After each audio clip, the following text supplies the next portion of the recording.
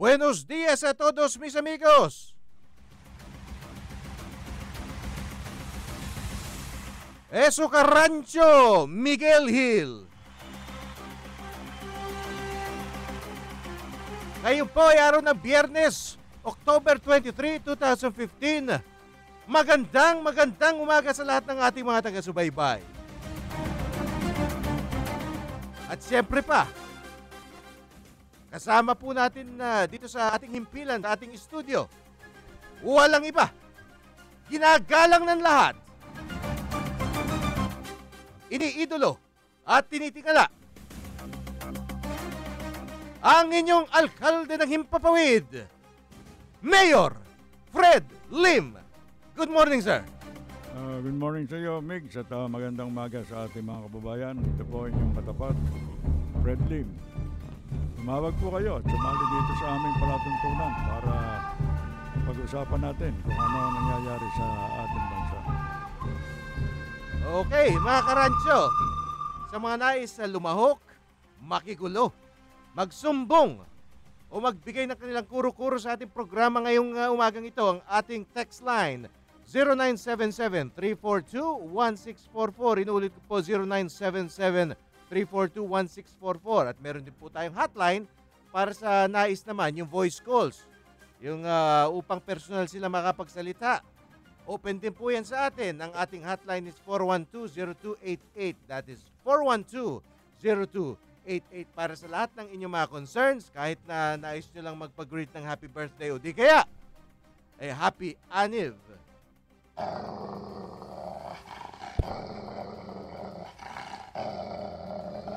Mayor, galit na naman si Gardo, may bisita eh. May bisita tayo pero hindi niya kilala. Magandang umaga sa iyo, Gardo. Okay, yan po si Gardo, ang guardog ng bayan, sanggang dikit ng kabutihan, kaaway ng mortal ng mga kawatan, pero bantay din dito sa ating studio. Kaya pag meron tayo mga panauhin talagang ganyan si Gardo, kailangan medyo ano ba yun, yung nirerentahan natin ng konti dahil baka makakagat ng hindi naman na dapat kagatin. Anyway, meron po tayo mga kasama dito ngayon at meron po silang nais idulog sa ating alkalde ng Himpapawid. Meron silang sila ay di umano biktima ng pagmamalabis, pag-aabuso at mga illegal na mga ano ba yan, mga illegal na bagay na siyang hindi natin kinukonsinti. Si Ronald Galang at ang kanyang may bahay na si Maricel Galang. Magandang umaga sa iyo. Good morning po, sa inyo, Sir Miguel, at good morning po, Mr. Mayra Fred Lim. Magandang umaga sa inyong dalawa. Okay, hindi unang pagkakataon na kayo nandito sa ating programa. Ilang buwan na nakakalipas, mukhang yun pa rin ang issue, no? Pinalalayas kayo dun sa inyong mga ano ba yung inuupahan mga restaurant. Opo, lahat po kami. Ito, bibigyan ko ang ating mga listeners ng kaunting background. Pinalalayas kayo dahil parang gusto yata mag-ipaupa sa iba. Yes, sir. Pero ang nagpapalayas sa inyo, hindi rin yung may-ari. Hindi rin po, nangungupahan lang din po siya. Nagpapakilala lang ng may-ari. Pero hindi po natin hindi natin pwedeng masyadong papilan yung aspeto ng dapat bang palayasin o hindi ba dapat palayasin dahil kasi kung talaga naman meron silang pinanghahawakan na legalidad. Pero ang hindi maganda, yung tinutukan yata yung inyong misis ng baril. Nung gwardiya po, kagabi po lang nangyari yan. At para pong hinostage po siya kasi 5 hours po siya sa loob na umiiyak. In other words, ikinulong or pinadlock dun sa loob ng establishment. Opo. Okay.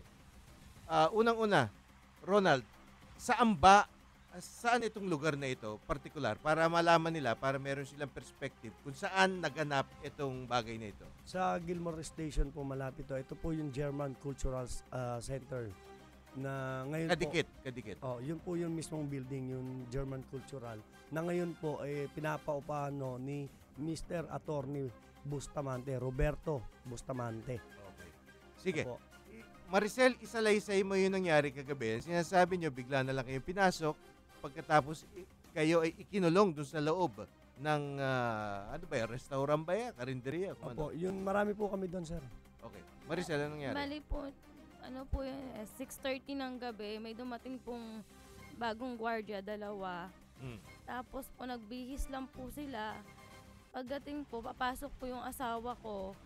Ang ginawa po niya, inambahan po niya ng bunot ng barel. Tapos sabay po kinuha niya yung gate, pinadlock po nila ng ano. Kaya po umalma po kami. Tapos tawanan po sila ng tawanan, binibidyohan po nila ako habang nagtatanong ako sa kanila kung bakit nila pinadlock. Nasa loob ka. Opo. Hindi ka pwede makalabas, wala bang bintanang Ayaw po bukas? nila ibigay yung susi. Talaga pong sarado po. So hindi kayo tinangkang yung bang pinagsabihan kayo, no? Lumayas Hindi kayo. po, hindi po. Talaga pong nasa harapan po ako noon. Kasi po makikipag-usap nga po kasi bago po. Hindi po man na nagpakilala sa amin yung bagong guard. Okay. Bigla na lang po niya pinadlock. Tapos tinago po nila yung susi. Okay, tahan ka na. Parang naiiyak ka pa. Ano ba, sinaktan ka ba o binastos ka? Ano ba yung kinikwento mo dito? Nag-ano po sila ng baril sa akin. Lumapit lang po ako. Tinutukan kayo. Tinutukan ka. Opo. Tapos ano pa yung sabi niyo? Tapos pinagaw. Yung para pong tulak pero yung sila na parte na po hinahawakan ng mga guard. Ayun. Nireport ba niyo sa pulis? Opo. Kailan? Yung gabi na po yun. O anong ginawa ng mga pulis? Wala po. Ay, mali yun.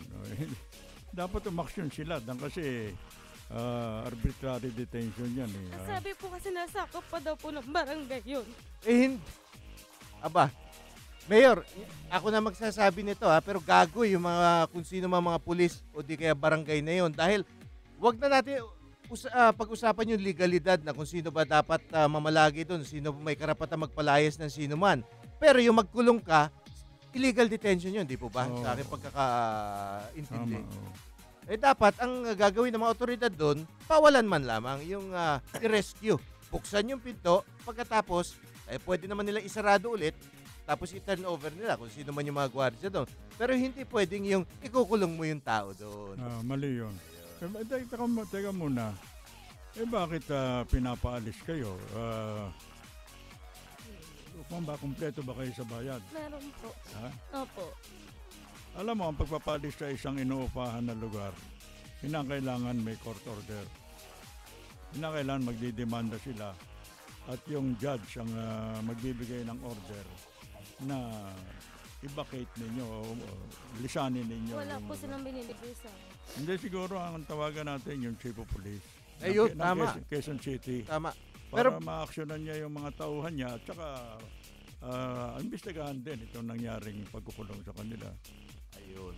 Kasi mali yun eh. Pwedeng kasong kriminal yan. Yan pinag-uusapan na pagpapalayas, kasong sibilyan, di po ba, Mayor? Pero pag meron ka ng illegal detention, meron ka ng punersa, meron ka ng binastos, meron ka ng grave threats, yung pinagbantaan mo ng baril, iba yun, nagiging lumulundag na yun, nagiging kasong kriminal na yun, di po ba? Criminal case na yan. Ayun, yan ang dapat nating maya-maya tatawagan natin yung mga kinaukulan para malaman natin kung ano talaga, bakit hindi sila kumilos. Anyway, bago po yan, alamin po natin ang tamang oras. Ang oras po natin ngayon ay 10:18 ng umaga. This time check's brought to you by VFresh. Kapayapaan, karunungan, kasipagan, sigaw ng bayan. VFresh. Okay, pero bago po yan, babasahin natin yung cease and desist order daw na binigay sa kanila. Ito po, na di umano ay nanggaling sa isang Mr. Gary de la Cruz Domingo, yung di umanong pinuno ng Business Permit and Licensing License Office ng Lungsod Quezon dito sa City Hall. Nakalagay, your company GCCA Property Leasing is operating unlicensed and illegal business establishments in Quezon City. Likewise, after a series of on-site and physical inspections, he found out there are current and brazen violation of the following laws and city ordinances. So ito prinesenta sa kanila. Ngayon, tama ba ito? Dinala nyo itong Xerox copy na ito dun sa City Hall. At ito naman ang liham sa inyo, certification, ng tunay na Gary Domingo, na siyang head ng licensing section. No? This is to certify that the cease and desist order addressed to Mr. Robert Bustamante, submitted by Mr. Ronald Galang, copy of which is attached, was not issued by this office. Ibig sabihin, meron pa ata, kung babatay dito sa isinumitin nyo sa amin ni Mayor, meron pang falsification of public document na isang krimen din, Mayor. Meron pang isa dyan, yung usurpation of official function. Ibig sabihin na hindi ka naman authorized na magpaalis, papaalisin mo yung mga tao. Teka muna, andito sa papeles ninyo, nakalagay Business Permits and License Office. Meron ba kayo lisensya para magtinda? Wala po. Ayun, kaya sila binibira. Kaya lang, ang nagpapatupad, hindi talagang connected sa opisina. Sa barangay ba meron kayo? Sir, actually po, kaya ayaw po kami bigyan ng business permit dahil ayaw din po kami bigyan ng lease contract. Kaya po pala ayaw kami bigyan ng lease contract dahil hindi pala siya license as magpa-lease, kundi license siya as office use only. Kaya po hindi po siya nagbibigyan ng lease contract, mahuhuli siya ng city government na nagpapaupa siya pero ang kanyang permit is parang opisina lang po. Bawal po siya magpa-sublease kaya ayaw na pala kami bigyan ng lease contract. Mabubuko siya na nagpapaupa siya. Pero hindi sinabi sa inyo nung una kayong meron ba kayong balak nung antimano na kumuha? Opo, noon pa po kami na gusto namin kumuha. To follow siya ng to follow. Ayun. Hanggang nung kumukuha na po kami dahil pumunta na po ulit ang business permit na mga official doon na kumuha na raw po kami ng business permit dahil malapit na mag-quarterly. Nung humihingi na nga po kami ng lease contract ulit, ang ibinigay sa amin lahat is eviction. Tinahalis kami lahat kagad. Kaya yun nga po, eto pong ginawa naman nito nung pinasara niya po, nung naglagay po sila ng paskil na ito at saka tarpaulin, naningil muna po sila sa amin nung 14 ng tubig, kuryente at mga upa. Pagdating po kinabukasan ng 15, pinapadlock niya po lahat. Okay. Pero bukas din ang ating linya para dito kay Mr. Robert Bustamante kung meron siyang nais sabihin, kung gusto niyang kontrahin o sagutin yung mga akusasyon niyo dahil medyo mabigat yung accusation na ginagawa niyo kontra sa kanya. Kasi meron tayo ditong yung grave threats, no? Siyempre yung sa baril, di ba? Opo, dati po yan. Pagkatapos yung illegal detention. Opo. Pagkatapos yung falsification of public documents. So kung ako ito si Mr. Bo, Attorney Bustamante. Attorney Roberto Bustamante. Bustamante po. Okay. Na ang aming telepono po dito sa ating studio sa DZRH 810 AM ay 4120288. Okay? 4120288 DZRJ 8 Tri-Media 810 AM. Okay, pwede po kayong tumawag anumang oras ngayon para sagutin itong mga ipinupukol na mga akusasyon. Mabigat na akusasyon ito, Mr. Bustamante. Pero kaya binibigyan namin kayo ng pagkakataon na tumawag dito sa aming himpilan, DZRJ, sa numero, ito po, hotline, direct line po ito na sasagutin po ng ating staff, 4120288. Yeah, 4120288 kung merong gustong isagot. Ito si Mr. o Attorney Bustamante. Roberto, no, Robert Bustamante. At sa mga oras na ito, tinatawagan din natin Mayor, yung opisina ni Mayor Bistek. Baka sakaling makausap natin siya. At yun din mga barangay at yung pulisya, kung sinong unang sasagot sa ating tawag at kahit na paano mabigyan linaw itong incident na nangyari kagabi. Pero hindi, Ronald, hindi ito unang pagkakataon na nangyari ito, di po ba? Opo, bali, actually po, pang-anim na po ito na sunod-sunod na araw na ganun po ang gate sistema na ginagawa ng gwardya. Kahapon po, lumapit po ulit kami sa barangay nung tanghali. Ang sagot nila sa amin, sige ganito, pagka pinadlakan ulit kayo ng mga gwardya na yan, pupunta kami dyan at sisirain namin ang padlock na yan at dadamputin namin ng mga gwardya. Kasi sir, tumawag na po kahapon si Attorney Di Maisip ng Quezon City Hall na siya po yung abogado dun sa tanggapan na po na yan at pina-speakerphone ni Attorney sa mga gwardya na wala kayong karapatan dyan dahil mismo si Mr. Bustamante ay wala siyang pinangahawakan na siya ay legal din na may pagmamay-ari niyan. In other words, parang squatter. Opo. Squatter din siya na nagpapasublease. Opo. Ngayon po, narinig na po nung mga gwardiya kahapon ng alauna dahil nagpunta po rin yung ibang tenants na nagre-reklamo kasi nga po may mga down payment po kami lahat na 6 months advance doon at meron din po nagbayad ng 80,000 na upa kasi yung Christian na church. Kaya po naghahabol lahat kasi naningil muna po sila bago sila nagpapadlock. Ngayon po tumawag na po si Attorney Di Maisip dahil pinakuha niya po lahat ng file ng German Culture. Lumalabas po doon na wala pong pag-aari o karapatan si Mr. Attorney Robert Bustamante. Kaya nga po, Sino ba ang tunay na may-ari ng establishment? ang ano po is galing po sa German. Tapos kaya nga po mamaya babalik po kami kay Attorney Di Maisip para makahingi po kami ng kopya po nung mga documents kung sino po talaga ang meron po may-ari ng German. Hindi nga, para malaman natin, ano ba ang papel na ginagampanan nitong si Attorney Bustamante? Siya Abogado ba siya nung may-ari? Nangungupahan. O lesser lang siya? Lesser lang din po. Sinasablish lang niya. Opo. Tapos nagpaupa-upo siya. Kaya kayong lahat, sinasabi nyo na 6 na tindahan, doon nagbabayad kay Bustamante. Opo, pati po yung church ng Hindi nyo Christian. kilala yung may-ari. Hindi po. Hindi, dan kasi nga yung... sino ba kumuha ng security guard? Si Bustamante o yung Opo. may-ari? Si Bustamante po. Si Bustamante po. Pero nakaposte ba yun lagi doon sa Opo. lugar na yun? Ngayon lang po, nung Ngayon. simula po nung 15, Anong ahensya? Anong ahensya? JCC. JCC. Opo. Kaya nga po nung dating nila ron, ang una kong hiningi, meron po ba kayong court order o meron po ba kayong certificate na galing sa barangay o city hall na para kami ipadlakan dito? Wala po silang mapakita. Nung pinakita po namin to, doon na po sila medyo tawag ng tawag kay Bustamante. At ito pong Bustamante, nakaharap po muli namin to sa pulis ng Galas. Okay, Nagkaharap na kayo. Opo. Hindi na report nito sa Opo, pulis. ngayon po, Ano sabi Kinasuhan ng niya po kami. pulis? kinasuhan nga po kami ng trespassing. Sabi po ng pulis, hindi mo sila pwedeng kasuhan ng trespassing dahil tenant ka rin. Ngayon, doon na siya nagpakilala sa pulis na siya ay isang abogado. Tapos nung sinabi po ng pulis na pwede ba kitang makuna ng ID ng abogado, ang pinakita niya is driver's license na nakasulat ang pangalan ng Attorney Robert Bustamante. Ngayon po, nung sinabi na po nung pulis na kailangan ko is ID mo mismong being a lawyer, ang sagot niya, retired lawyer daw po siya. Retired lawyer. Opo. Pwede ba mag-retire ang Sabi lawyer, niya po. Mayor? Kung nagtatrabaho yan sa isang opisina, pwede mag-retire. Pero kung nagpa-private practice siya, habang panahon, habang nagbabayad siya ng professional fee as a lawyer.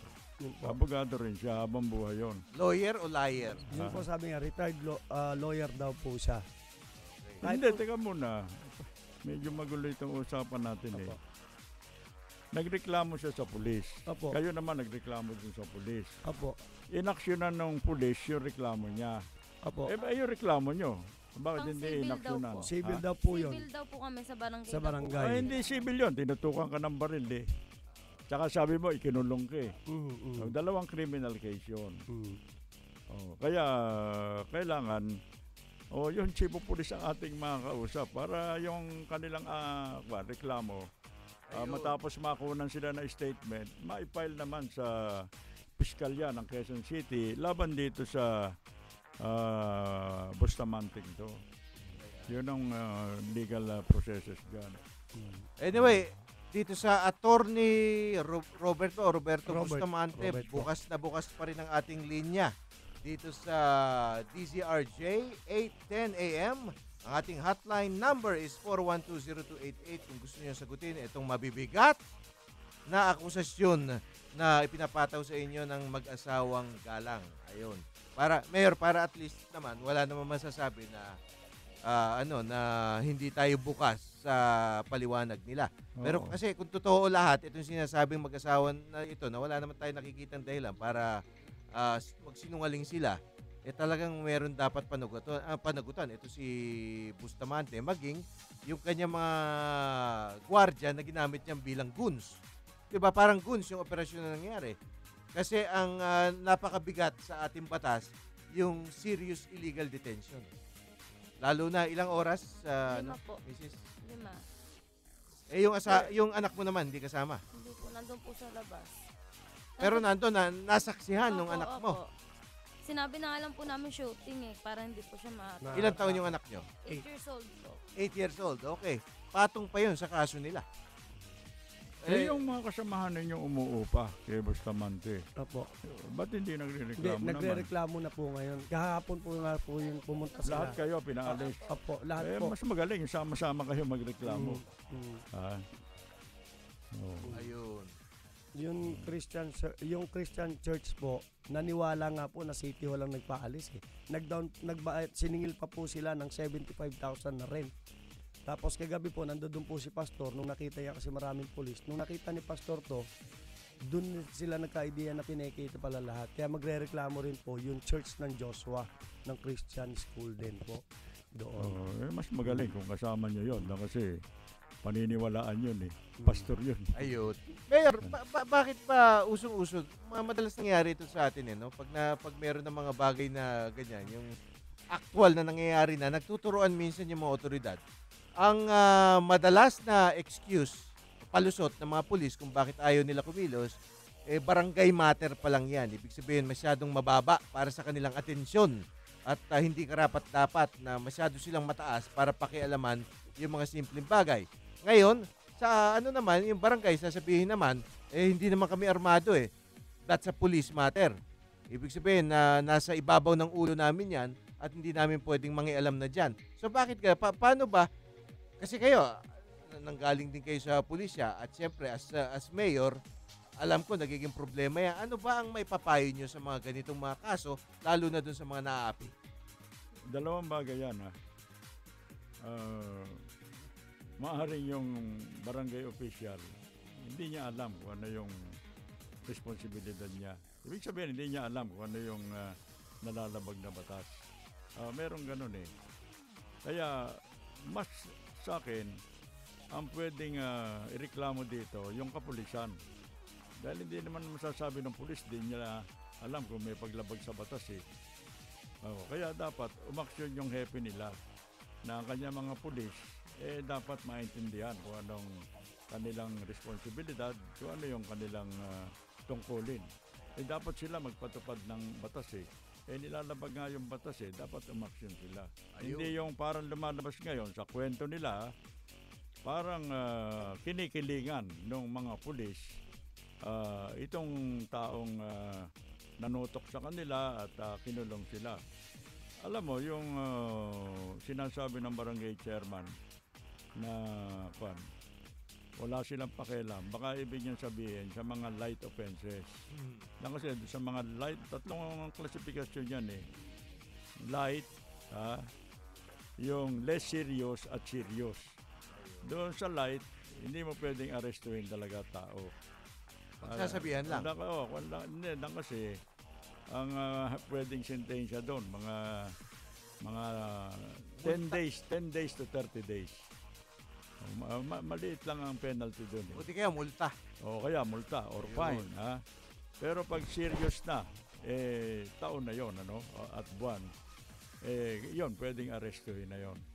Kaya right then and there, kasi kung sinasabi nilang kinulong sila at nung dumating yung pulis, nakitang nakakulong sila, mabigat na kasalanan na yon. Pwede nang arestuhin yung... Pero dapat yung security guard gamitin lang na testigo.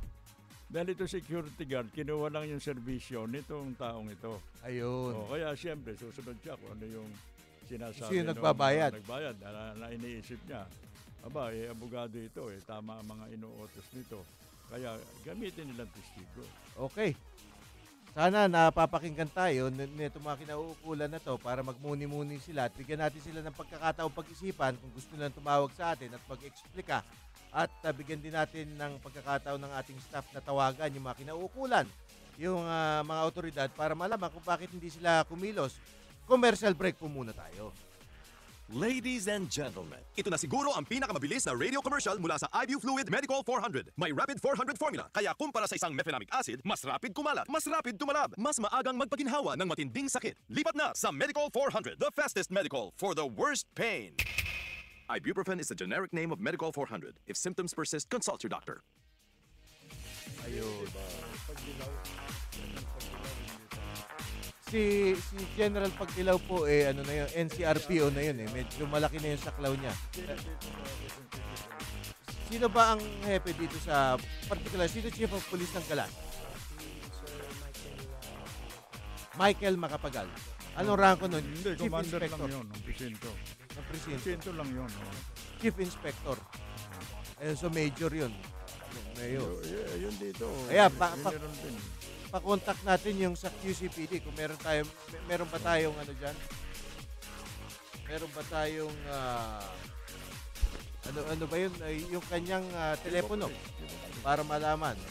Okay. Pero ito daw si chairwoman. Pinapakontak ko rin yung yung chairwoman dito sa barangay na nakakasakop. Dito Galas ba yan? Barangay Mariana po. Barangay Mariana si chairwoman San Miguel. Apo, Miss Bong. Pong San Miguel. Okay. Tingnan natin kung matatawagan natin siya. Pati yung pulis siya. Yung ano ba yun, QCPD.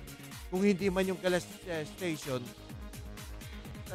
tawagan natin, subukan natin tawagan yung Quezon City Police District, yung hepe nun, o yung PIO man lang, para malaman natin kung bakit. Kasi minsan kailangan pukpukin, di ba, Mayor?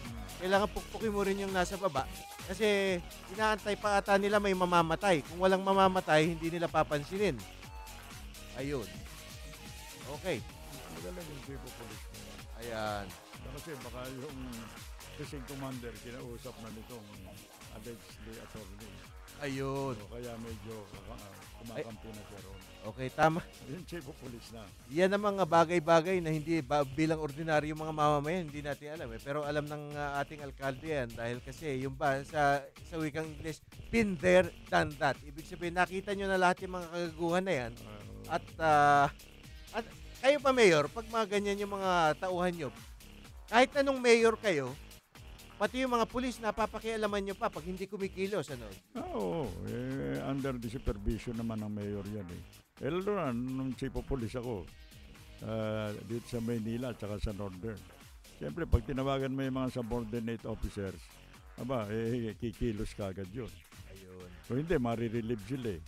Hindi nyo naabutan, Mayor, yata. Pero kanina, pupunta rin dito sa studio yung mga vendors naman. Ronald, Maricel, malihis lang tayo ng usapin habang tinatawagan yung mga baka makatulong sa inyo. Hindi ko alam kung matutulungan kayo nito. Baka tatamad-tamad. Pero yung mga vendors ng Maynila, nagpunta dito, hindi pa raw sila. Kung ito mga to pinalalayas, yun naman mga vendors sa Maynila, yung iba pinalalayas, pero karamihan, hinihinga ng tong. Well, yan ang mahirap ngayon eh. Parang uso na yung tong lagay eh. Kaya Tarya. nagbubulag-bulagan na yung mga nanunungkulan. Okay. Mukhang wala sa opisina yung ating mga tinatawagan. Ako yung si Barangay Chairwoman San Miguel. At wala rin sa opisina yung sa licensing office ng Quezon City, si Mr. Mamerto Villanueva Jr. Si Mayor na. Si Mayor, subukan natin. Kasi itong license under niya ito eh. Ano bang oras?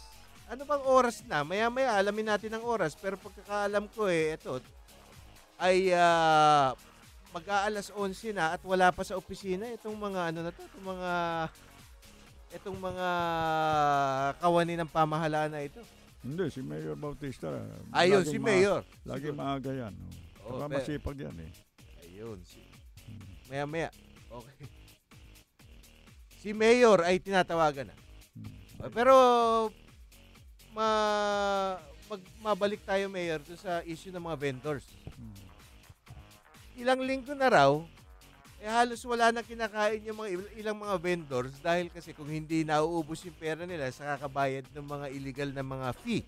Diba? Yung mga tarya ang tawag nila dun sa kanila. Kasi meron silang, inuulit-ulit natin itong issue na ito dahil kasi nagpupunta naman dito sa ating studio yung mga nagrereklamo at hindi rin natin pwedeng paalisin ng walang katugunan.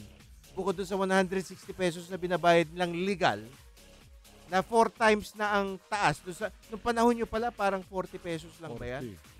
40. Kung doble, 80. Hindi naman nagiging doble yun eh. Basta 40. Ito, 4 na beses, 160 na. Pero, Mayor, plus 650 pa raw. 650 na, yun na yung pinakatong. Yan ang pinakalagay. Pero, parang mahihirap na tao lang ito, nakakabayad ng 650. Ito ang pinapatay nyo. Hindi, kung mag-rereklamo sila, siyempre sa lahat ng lungsod o lalawigan. So minsan, hawak ng gobernador, yung mga nakabababang mga opisyal, di ba? Kasama na yung pulis. Ang alkalde, ganon din. Hindi natin sinasabing utos ng alkalde yun o utos ng gobernador. Pero para wala na tayong alinlangan, meron pwedeng pagreklamuhan na independent office eh. Alin po yun? Constitutional body pa, ombudsman. Ayun. Lahat nayayanig doon sa ombudsman. Hindi ba yung mayor sa Makati sinuspindi ng ombudsman? Ombudsman. At meron pa nga asuntuhin. Mataas na tao. Kaya yun, pwede silang pumunta sa ombudsman. Gagawa lang kayo ng affidavit, tatanggapin naman yun. Yun, patatawag din yung mga nirereklamo ninyo, magkakaroon ng preliminary investigation, at pag ipinail yung case sa husgado, Sandigan Bayan, magkakaroon ng mandamiento de arresto. Tatamputin yun. Aarestuin sila ng mga pulis. Hindi na makakatanggi yung mga pulis kahit na meron silang understanding o ano man yun. Mayor, mula naman sa isyong mula sa isyong pang Quezon City, balik naman tayo sa isyong Maynila. Ito, meron tayong isang texter na merong message para sa atin. Sino ba Ito yan? bago ito, si Mr. Norman Texon. Si Mr. Norman. Norman Texon ay taga Sampaloc, Manila, at siya daw ay born sa Barangay Tartaro, San Miguel, Bulacan. Kababayan ko yan. Yung mga Texon, taga San Miguel yan eh. Ayun. Hindi, parang nag-text na ata si Mr. Texon dati sa atin. Barangay Tartaro, San Miguel, Bulacan. Uy. Pareho nyo, mula yung ninuno, galing sa Bulacan, nag-settle sa Maynila. San Miguel. Sabi ni Mr. Norman, good morning, Mayor Fred Lim at Sir Carancio. Nabulunan ako sa mga talkies ni Isko Moreno dun sa pang-umaga show tungkol sa mga pinagandang serbisyo ng ospital ni kababayan, Mayor Lim. Kahit anong pangtatakip sa liwanag na mabuti, sisingit ang aninag ng katotohanan. Yan ang isipin ninyo ni Bigote. Sir Miguel, kamusta na lang po kay Gardo? Thanks. Norman Texon, Sampaloc, Manila. Magandang umaga sa iyo, kabayan. Pawawala namin si Gardo sa City Hall para pagkakagatin yung mga hindi gumagawa ng mabuti. Alam mo dyan sa mga paninira, yan ay gawain ng mga taong walang maipapakitang nagawa nila. Kaya doon sila sa paninira. Pero sabihin mo sa kanila na ako, 54 na taon na sa serbisyo. Ni minsan, hindi ako na-imbestigahan, hindi ako na-demanda sa korupsyon sa lagay. Ayan. Yan. Yung iba hindi lang na-demanda. Nakumbik pa yata. Nakumbik pa ata. Okay. Anyway, since binabati rin naman yung si Gardo kasi sugatan. Pero kahit na paano nagre-recover naman, tanong natin kay Gardo kung ano masasabi niya tungkol dun sa kalunos-lunos na sitwasyon ngayon sa mga ospital sa lungsod ng Maynila. Yan, Sir Norman. Nakikiramay sa inyo si Gardo. Ngayon, tanong naman natin kay Gardo kung anong gagawin natin dito sa mga taong tinutukoy nyo.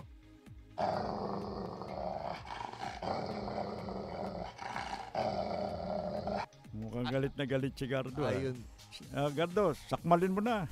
Pero, Mayor, pag kayo'y nanumbalik sa inyong opisina sa Maynila, malapit na po yan. Hindi na magtatagal. Magkakaroon siguro ng malaking pagbabago. Pwede ba? Ito, request ko sa inyo ngayon. Ngayon pa lang, magre-request na ako sa inyo na isama natin si Gardo dun sa inyong opisina.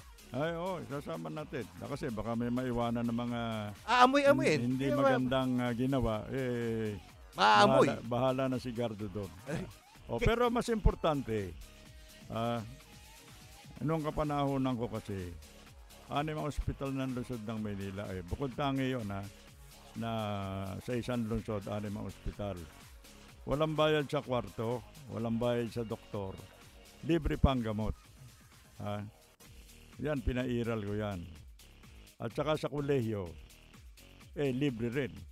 Pre-college. Tayo nag-umpisa niyang pre-college. Bagamat yung elementary at high school, talagang nationwide, libre yun. Pero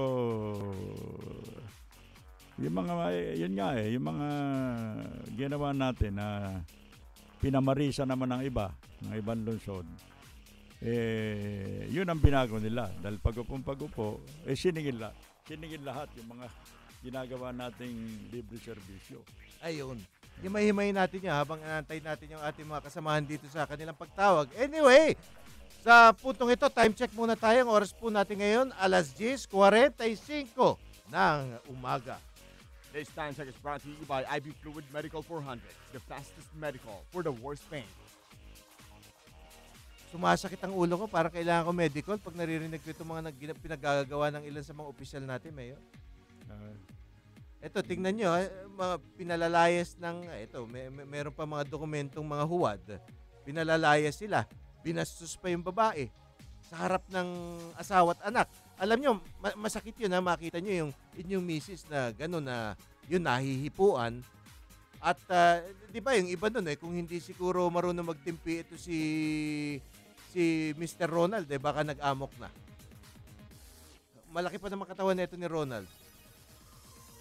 Kung pinaghihipuan sila, meron pang panibagong asunto naman yan. Unjust vexation naman. Unjust vexation. Talaga naman. Yung pambabastos sa kababaihan.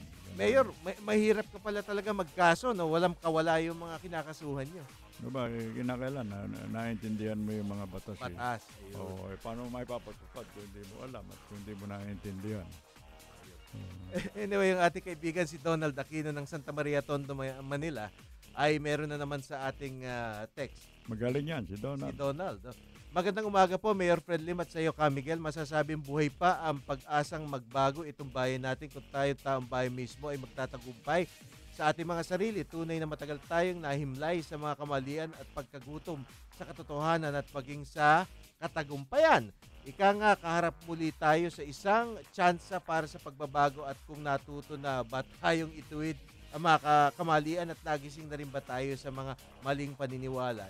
Hitik na ang kabiguan, subukan na nating wakasan ito dito sa ating bayan. Hashtag mulat ang isipan. Ayun. Hashtag mulat na isipan. Okay. Sa mga ano yan mukhang nagsisimula ng movement ito si Donald na hashtag mulat na isipan. Ibig sabihin gamitin natin ang ating pag-iisip sa lahat ng bagay.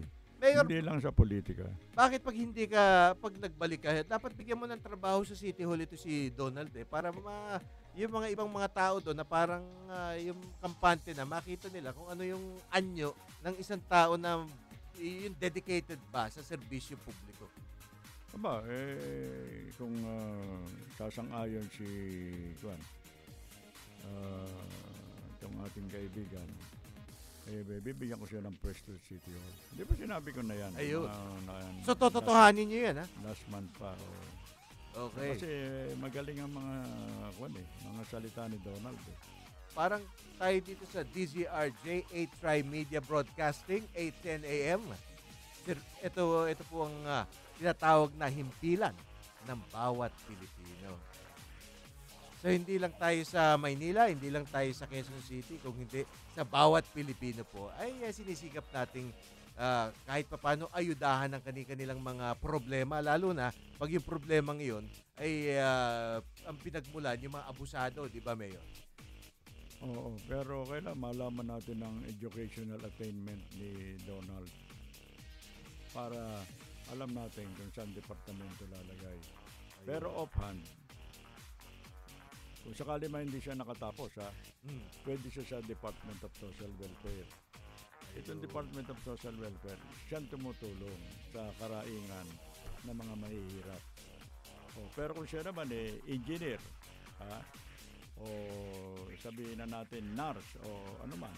Yung professional. Dahil hindi natin alam ang qualification ilagay ko yung engineer, ilagay natin architect, ilagay natin sa city engineer's office.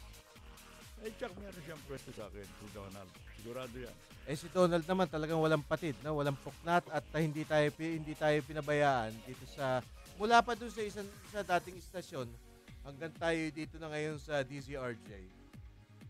Kasama siya. Kasama, katuwang at talagang nag-a-access ng oras sa araw-araw na pakikinig sa ating programa. Hindi, alam mo yung kamukha ni Donald ang pagkatao. Pag nilagay mo sa isang opisina o isang tanggapan, mahahawa yung mga kasama niya eh. Diba? Kasi matwid ang pag-iisip eh.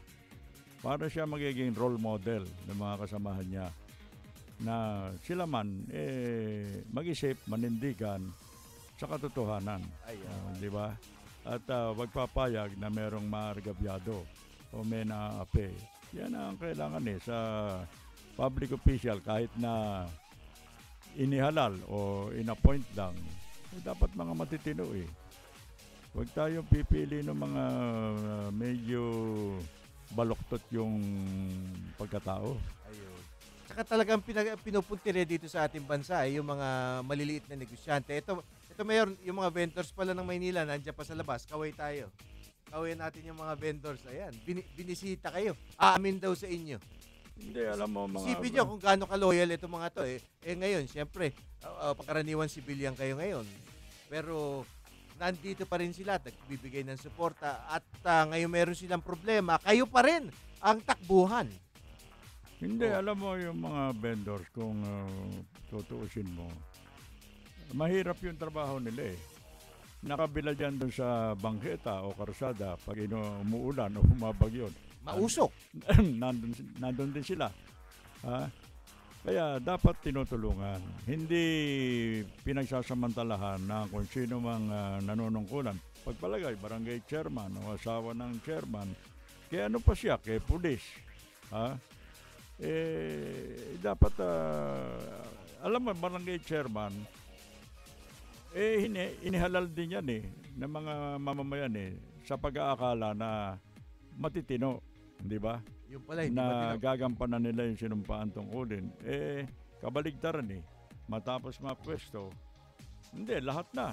Kahit naman sa national government, local government, sa kapulisan, sa custom, BIR, alam mo, may naliligaw ng mga ibang takbo ng utak kung paano magpayaman, kung paano magnanakaw. Kala nila siguro, kala nila maganda yung ginagawa nila, hindi nila alam. Bukod sa sila ay sineset up din nila ang sarili nila para sa asunto pagkatapos, di po ba? Kayo ba, hindi nyo hahabulin sa inyong sa inyong pagbabalik itong mga nangungutong na ito di ba? Merong mga complainants sigurado yan, mananagot sila. Ngayon, siga-siga sila. Pero pagdating ng panahon, pagtatawanan na lang natin sila. Yan! Ngayon siga sila. May kasabihan tayo. Kasabihan natin. Buntot nila, hila nila.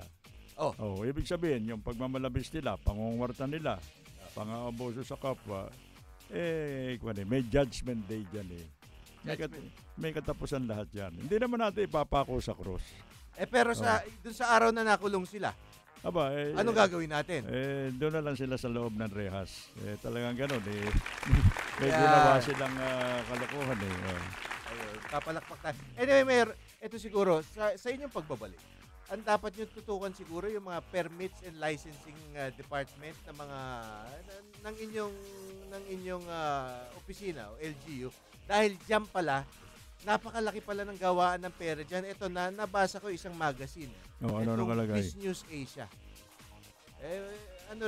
Sikat na magazine to para sa mga negosyante. Okay. Nakalagay na ito translate ko. Kung gusto mong magpasimula ng negosyo, huwag mo pasimulan dito sa Pilipinas. Bakit?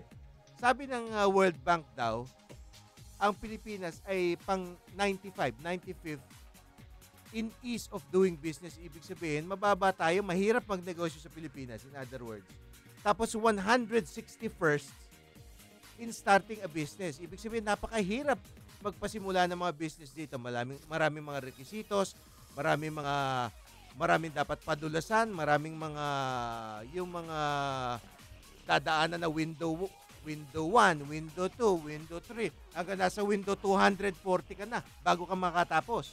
Ang tawag dyan yung red tape. Red tape. Oh, Tapos- pinatatagal yung proseso sa pag-aproba ng permiso o lisensya para maglagay nga. Naghihintay ng lagay eh. Ayun. Oh, kaya alisin natin yung lagay is my guy. Etong pinag-aralan nila 189 na bansa, Mantaki mo, sa in dealing with construction. Yung mga madali bang kumuha ng mga construction permit dahil kailangan niya sa negosyo eh. Building permit ang kailangan doon. O yun, pang 124 tayo. Teka, linawin natin ha. Oh, Pag sinabi mong number 1, yun ang pinakamadali. Yun. Kukunti ang problema. Yun yung Oh. parang Habang tumataas ang numero mo, lalong dumadami ang problema. ayun. Lalong pinatatagal dahil ang tagal mong maglagay. Ayun. Kaya kailangan maglagay ka kagad. Yun ang filosofya ng iba eh. O yung mga mahilig sa ganon, ilalagay naman sila sa dapat pagkalagyan. Saan yun? Muntinlupa. Kaya papalakpak tayo sa araw na iminarte sila papunta doon. Anyway, eto sa ating palang sa ating bansa, meron ngayon no, mga hindi panawagan ito, panukala para ibaba yung income tax. Yung mga buwis na binabayaran lalo na ng pangkaraniwang mamamayan. Huwag na natin pag-usapan yung mga bilyonaryo, mga tycoons, at mga taipans dyan. Ano? Hindi naman mo problema yan. Pero tayo, yung middle class, katulad natin, pababa hanggang doon sa mga mahihirap. Tayo, wala naman tayong choice kung hindi magbayad ng tax dahil deducted na yan, di ba, sa ano?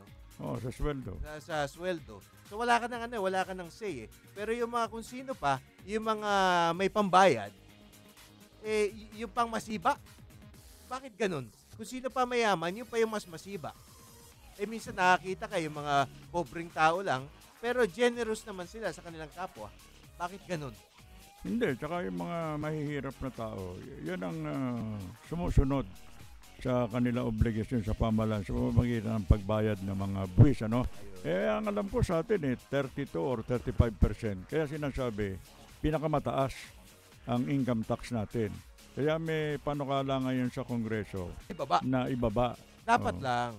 Siguro gawing 20%. Ayun, pwede na yun. Malaki ng tulong yun. Kaysa 35% naman.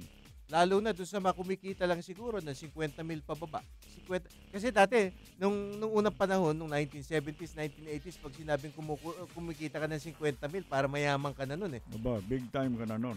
Ngayon yung 50 mil kung meron kang asawa at anak, marami kang bayarin, meron ka pa mga ina-amortize na kung ano-ano, wala na yun eh. Halos hindi mo na mahahawakan yun eh. Minus pa yung taxes, kung mabigat. Di ba talagang kawawa si Juan de la Cruz eh. Kaya tama lang talaga, sinusuportahan natin yung ating mga mambabatas na nananawagan para sa mas mababang buwis. Lalo na tayo talaga nagbabayad naman ng buwis, sinusuportahan natin yan. At sana yung mga ganyan mga panukala, hindi lang pag malapit ang eleksyon, Mayor. Dapat sa pang-araw-araw gagampanan yan. Pero yan, alam mo, follow the leader yan eh. Kung inaakala nila yung pinakamataas sa isang opisina, gumagawa ng pera, ang sasabihin naman ng mga nasa mababa, teka muna. Kung ikaw, nagnanakaw ka eh. Ikaw lang ba ang anak ng, hindi anak ng Diyos ikaw lang ba anak ng demonyo? Kung ikaw gumagawa, di kami, pamamarisa namin. Follow the leader yan eh. Pero kung alam nila, mahigpit yung namumuno. Nag-iingat din itong mga nasa ibaba. So, yun. Dahil alam nila, paiimbestigahan sila, aksyonan. Hindi mo tumatango si Ronald na agree or disagree, Ronald? Agree po ako doon, sir. Kailangan talaga yung namumuno, sir. Siya yung pinakadapat maging maayos. Kasi siya yung nilagay ng taong bayan dyan para makita siya na gawin niya kung ano yung nararapat at tignan niya yun mga sa komunidad. Kaya siya inupo dyan eh. Dahil ang kita ng komunidad na yung taong iupo nila, nakikita. Uwaran. Oo, nakikita nila na alam niya kung anong pangangailangan ng komunidad niya. Kaya siya hinalal dyan. Hindi pa, hinangal. Opo. Hangal yung iba. Yun po yun. Ikaw ba, botante ka? Yes, sir. Ikaw, Maricel, botante ka ba? O bakit tayo mo bumoto? Kailangan mo bumoto ka. Kailangan boboto dahil yan ang responsibilidad natin. Kung gusto natin ng pagbabago, Opo. dapat bumoto ka. Hindi naman natin sinasabi sino dapat iboto mo. Basta iboto mo yung konsyensya mo. May panahon pa hanggang Oktubre October 31. Magparehistro ka na. Taga saan ba kayo? Maynila ba kayo? Hindi, Quezon City. Manila po yung papa ko. Yung papa mo. Sampaloc po. Yung kanilang negosyo yata dito sa Quezon City, pero yung kanilang pamilya Manila. No, isang padok sa Manila yun. Ay ba, baka sabihin nyo sa mga kamag-anak ko doon, kung gusto nilang pagbabago, alam na nila kung sino yung kanilang ibabalik sa pwesto. Pero hindi natin sinasabi kung sino. Hindi. Dapat alam mo, huwag silang nagpapadala doon sa pagdating ng halalan. Uso na ngayon dyan yung pamimili ng boto. Hindi mo naman mapipigilan yung mga magnanakaw sa gobyerno na gumamit ng pera. Pera rin nila yung ginagastos para manatili sila sa pwesto Ako, payo ko dyan. Tanggapin niyo yung pera, hindi naman kayo nanghihingi. Tapos, wag nyo iboto yung nagbibigay ng pera. Kasi, minemenos kayo nun Minamaliit kayo. Iniisip nila, kaya nilang bilhin ng pagkatao nyo. Tsaka Mayor, yung sinasabing tanggapin yung pera, yung panunuhol sa kanila, hindi naman yung pagtanggap Parang sinasauli lang sa kanila yung perang ninakaw din sa kanila. Yun na nga, kanila rin pera yun Kasi manggagaling ba sa bulsa nila yun? Sino naman tao ang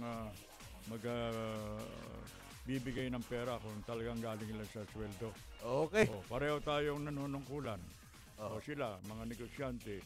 Yung mga kinikita nyo, pamimigay ba nyo sa kapitbahay nyo? Hindi, siyempre para sa inyo, para sa mga anak ninyo, sa pamilya nyo. Pag namigay ka ng pera, meron kahulugan yun.